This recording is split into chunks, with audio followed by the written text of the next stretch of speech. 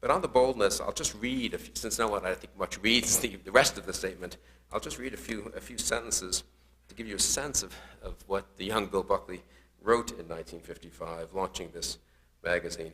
He begins, let's face it, almost begins. Unlike Vienna, it seems altogether possible that did National Review not exist, no one would have invented it. And then he goes on to say, National Review is out of place in the sense that the United Nations, the League of Women Voters, and the New York Times, and Henry Steele Commager are in place. And it goes on to explain it's out of place because it's at odds with the dominant strain in American life.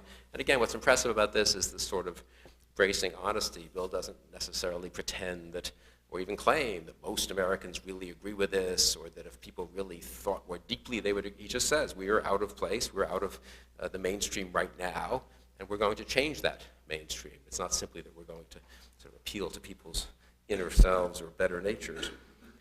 But then Bill sort of boldly sounds the tocsin for what he's about to do and takes on the conformity of the age. These are really, I think, wonderful sentences. There never was an age of conformity quite like this one, or camaraderie quite like the liberals. Drop a little itching powder in Jimmy Wexler's bath. Now, the names won't mean that much to you, but you can substitute the names of current, liberal columnists and pundits and the like.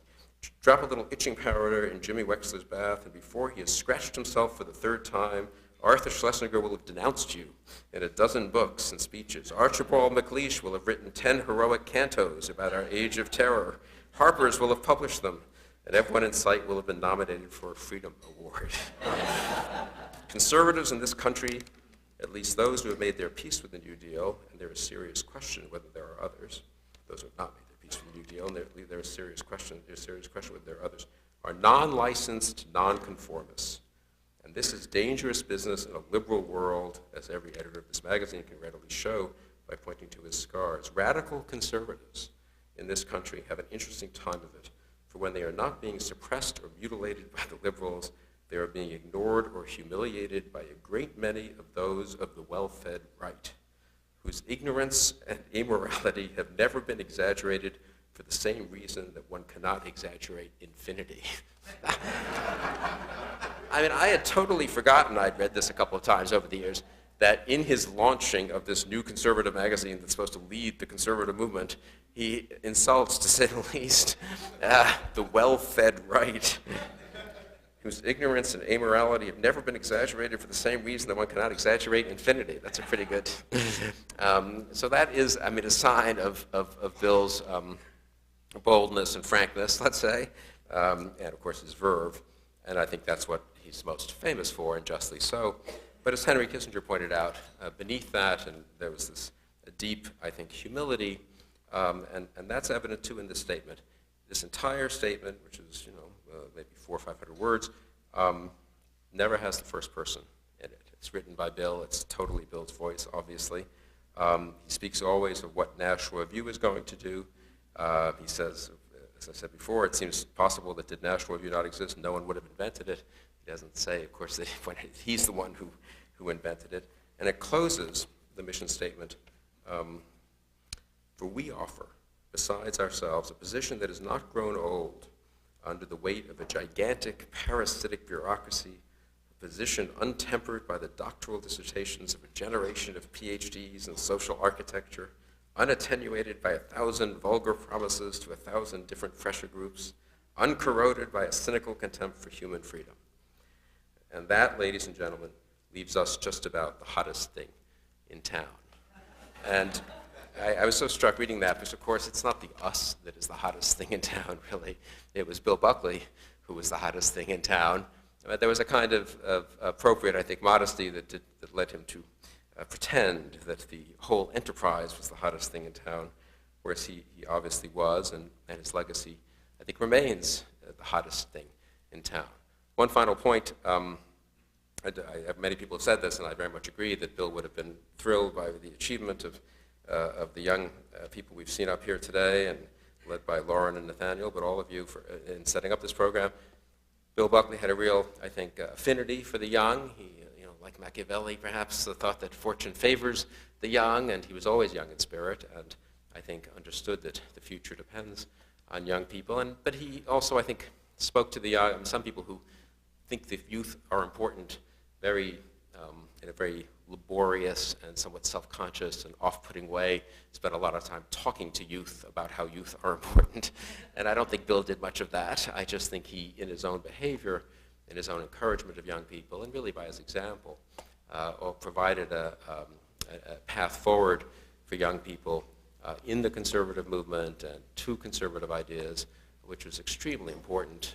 Often people he had never met, obviously, since he did it in his writing and on television as well as in person, though he also did it, as many people in this room know, quietly and helping many, many people get their careers going and at different stages in their careers.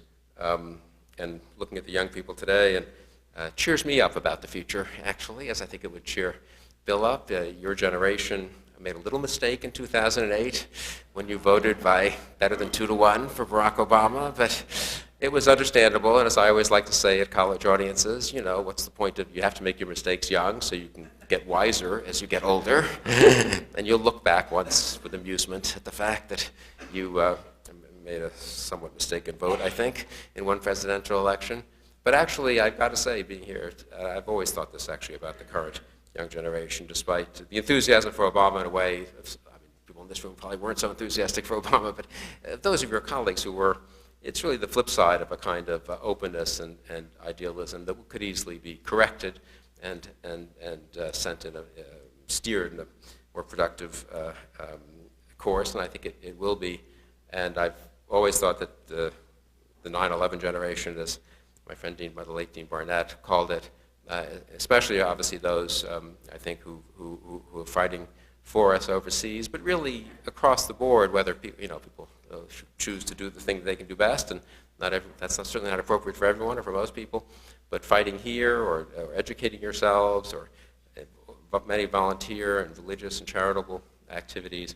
I'm very bullish on the 9/11 generation, honestly, and my kids are part of it, so I suppose that's a little biased. And as Bill said, it would be pointless to not be, how did he put it, operationally optimistic, even if one is sort of philosophically pessimistic. But I think in this case, there's actual ground for optimism in our young people. And as I say, for me at least, and I would like to think this would have been the case for Bill, seeing what you all have done here at Yale and what you've done this afternoon and tonight leaves me with renewed enthusiasm and optimism and good cheer.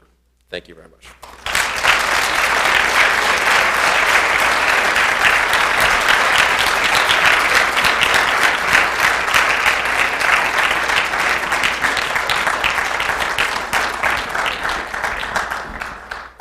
All right, so we're going to take about a 10-minute intermission before we bring out our next round of speakers.